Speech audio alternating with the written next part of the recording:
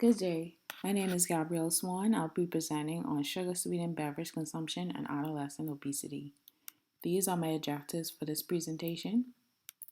Obesity is defined as a state of excess storage of body fat. Three BMI classes of obesity are categorized into class 1, which is considered low risk with a BMI of 30 to 34.9.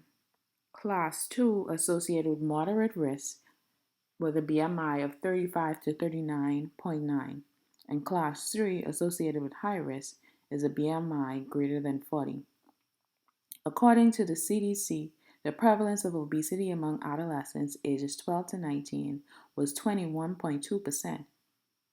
There's also an 18.9% prevalence of obesity among low-income children and adolescents ages 2 to 19, compared to the 10.9% in those in the highest income group. Adolescents who are affected by obesity are at increased risk of comorbidities. Some of these include type 2 diabetes, cardiovascular disease, gastrointestinal diseases, obstructive sleep apnea, orthopedic conditions, and psychological manifestations. Some risk factors associated with adolescence and obesity is genetic factors, environmental factors, sugar-sweetened beverages, television and watching and playing video games, shortened sleep duration, medications, endocrine disorders, metabolic programming. Some protective factors against obesity include breastfeeding, child physical health, parental confidence, parental self-efficacy, youth nutrition, and eating healthy snacks, physical activity, and high socioeconomic status. It is also important to consider the social ecological model to understand what factors influence obesity in adolescents. At the individual or intrapersonal level, includes gender, socioeconomic status, race, ethnicity, sedentary behavior, knowledge, and attitudes. At the interpersonal and familial level, factors such as parental behavior, food options, health related rules the parents establish all play factors. At the organizational level, there are limited health options as well as lack of recreational programs.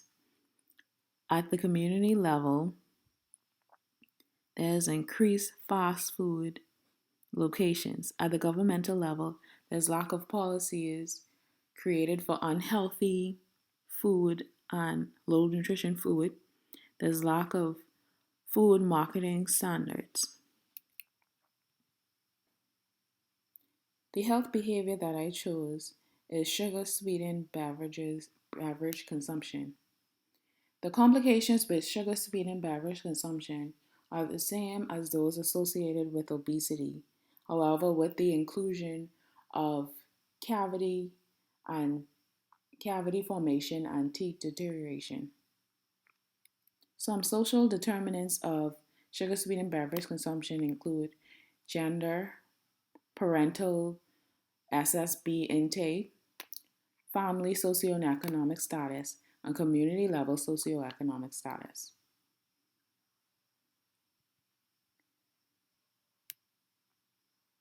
I will now discuss a few behavioral theories that assisted with the understanding of the SSB consumption as well as how those theories were used to create interventions.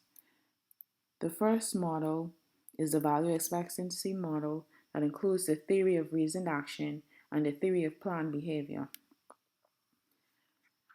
As for the cause or the etiology, Freeman and Shaman's study, it was suggested that the adolescent attitudes towards SSBs outweighed the recognition of danger associated with consumption.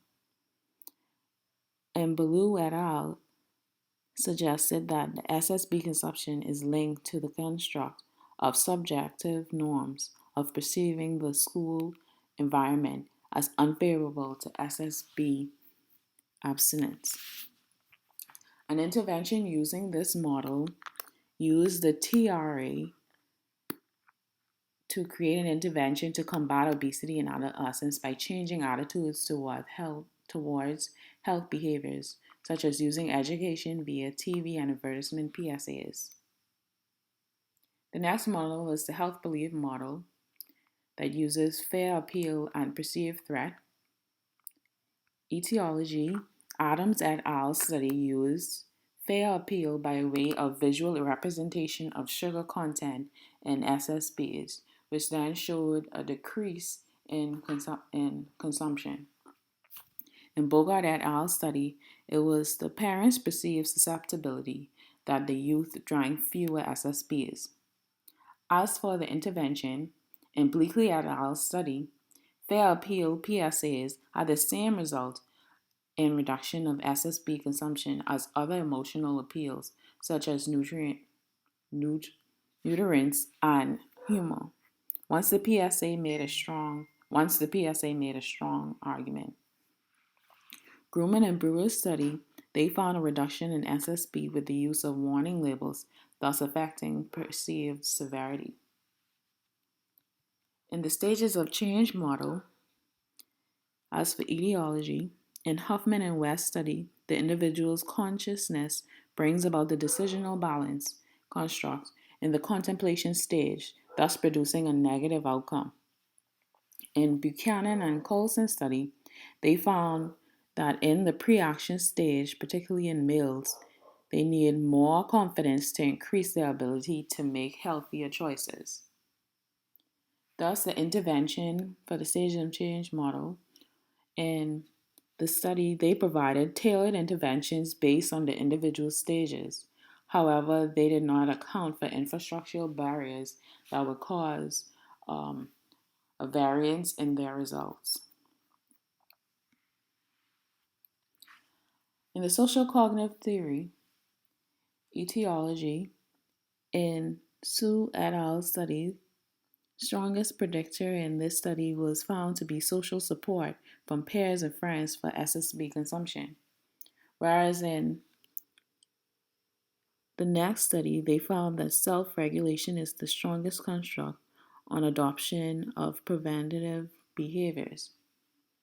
As for interventions, the researchers found that they had positive changes for food-related knowledge, however, moderately successful in outcome, expectations, self-efficacy, and self-reported behaviors, they factored the results to the cost of beverage. And in the other study, they used the construct of knowledge to attempt to decrease SSB consumption. My proposed intervention includes a multi-theory approach, including the chance theoretical model of change, as well as the social cognitive theory. The focus group for this study would be using one public high school using students between the ages of 12 and 18.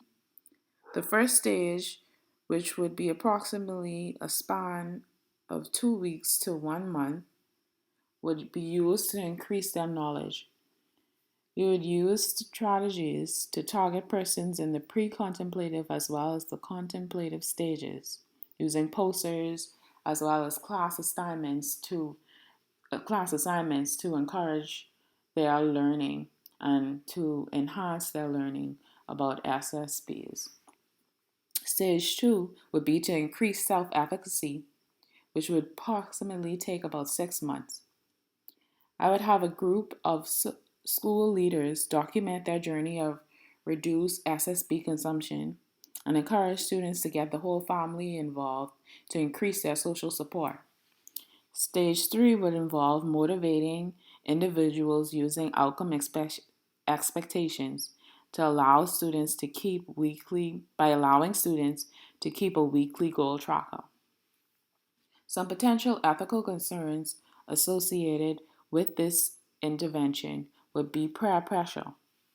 Peer pressure would be associated with the stage 2 aspect that would involve the leaders of the school documenting their journey, which would then lead the students into possibly doing an activity that they may not be comfortable with, such as consuming less sugar, and they'll be forced, leading to peer pressure. And also, the peer pressure can also lead to psychological manifestations such as eating disorders because of the tracking of their weekly goal weight. These are the references for my presentation. Thank you.